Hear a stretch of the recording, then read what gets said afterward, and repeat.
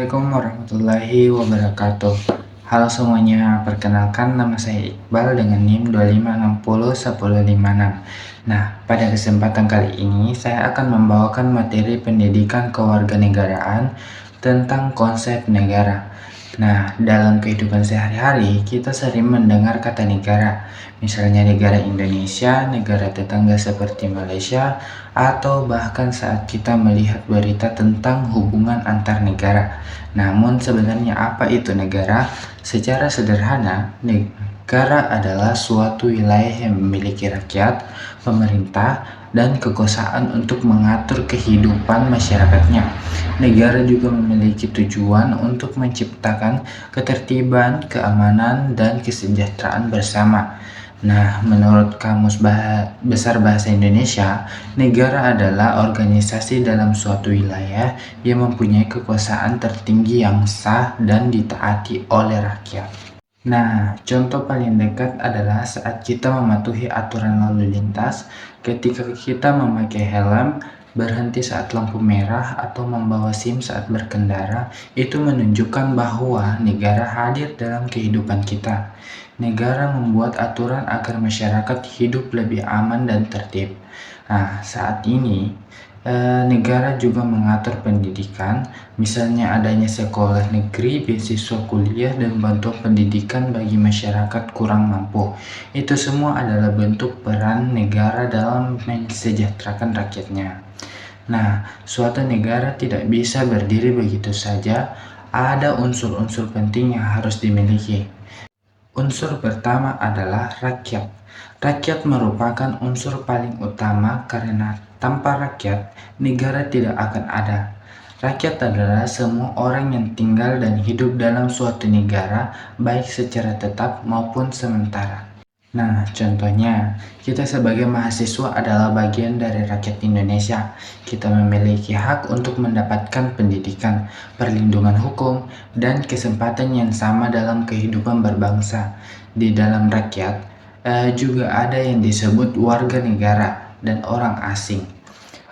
Warga negara memiliki hak penuh seperti memiliki KTP, mengikuti pemilu, dan mendapatkan perlindungan negara. Nah, sedangkan orang asing adalah orang yang tinggal sementara di suatu negara tapi tidak memiliki kewarganegaraan negara lain. Misalnya, turis dari Jepang yang berlibur ke Bali. Mereka tetap harus mematuhi hukum Indonesia walaupun bukan warga negara Indonesia. Nah, unsur kedua adalah wilayah. Wilayah adalah tempat negara menjalankan kekuasaannya. Wilayah meliputi daratan, lautan, dan udara.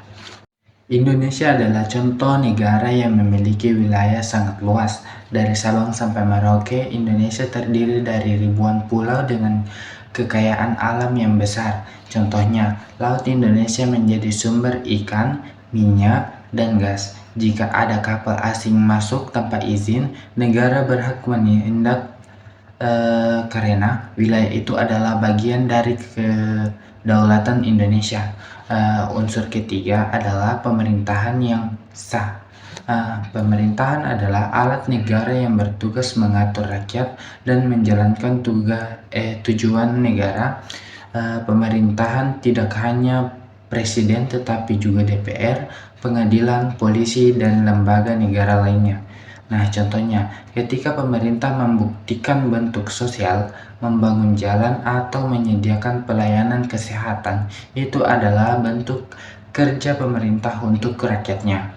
Nah, pemerintahan yang sah biasanya dipilih melalui pemilu sehingga rakyat ikut menentukan siapa yang memimpin negara. Unsur keempat adalah pengakuan dari negara lain. Nah, suatu negara yang baru berdiri perlu diakui oleh negara lain agar dapat menjalin hubungan internasional. Contohnya, setelah Indonesia merdeka pada tahun 1945, Indonesia membutuhkan pengakuan dari negara lain agar keberadaannya diakui secara resmi di dunia internasional. Nah, salah satu unsur-unsur negara juga memiliki sifat-sifat hukum.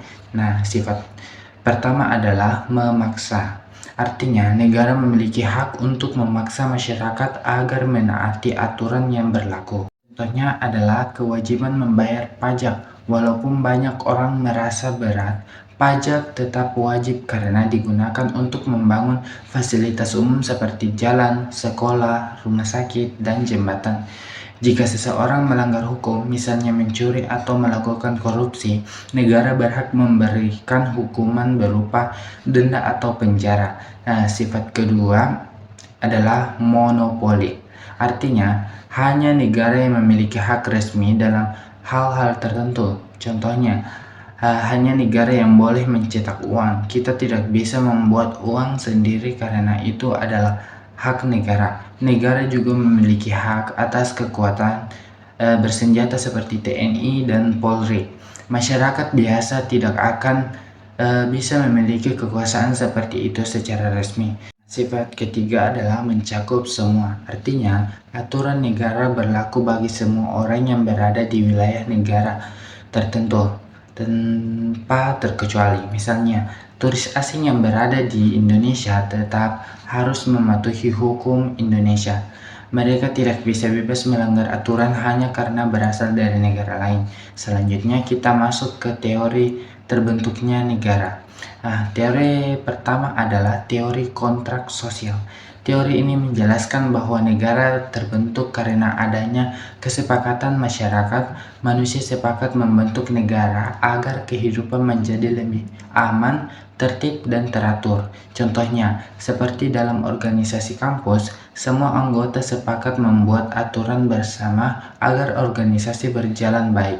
Itu mirip dengan konsep kontrak sosial. Tokoh terkenal dari teori ini adalah Thomas Hobbes, John Locke, dan Jean-Jacques Rousseau. Hobbes berpendapat bahwa tanpa negara, kehidupan manusia akan kacau karena semua orang bisa saling melawan. Locke mengatakan bahwa manusia memiliki hak hidup, kebebasan, dan harta benda yang harus dilindungi oleh negara, sedangkan Rousseau berpendapat bahwa kekuasaan tertinggi tetap berada di tangan rakyat. Teori kedua adalah teori kekuasaan. Teori ini menjelaskan bahwa negara terbentuk karena adanya kelompok yang kuat menguasai kelompok yang lemah. Contohnya, bisa kita lihat pada masa penjajahan, negara penjajahan menggunakan kekuatan militer dan politik untuk menguasai wilayah lain. Dalam sejarah Indonesia maupun penjajahan Belanda menjadi contoh nyata bagaimana kekuasaan digunakan untuk mengendalikan rakyat dan sumber daya alam. Dari penjelasan ini kita dapat memahami bahwa negara bukan hanya soal presiden atau pemerintah, tetapi tentang bagaimana masyarakat hidup bersama dalam aturan yang adil dan teratur. Sebagai generasi muda, kita harus memahami konsep negara agar lebih sadar akan hak dan kewajiban sebagai warga negara, mulai dari hal sederhana seperti menaati aturan kampus, menjaga kebersihan lingkungan, tidak melanggar hukum, menghormati perbedaan, dan ikut berkontribusi dalam pembangunan bangsa. Karena negara yang kuat bukan hanya karena pemerintah, tetapi juga karena rakyatnya yang memiliki rasa tanggung jawab dan cinta terhadap tanah air. Sekian penjelasan dari saya mengenai konsep negara. Mohon maaf apabila masih terdapat kekurangan. Terima kasih atas perhatiannya. Wassalamualaikum warahmatullahi wabarakatuh.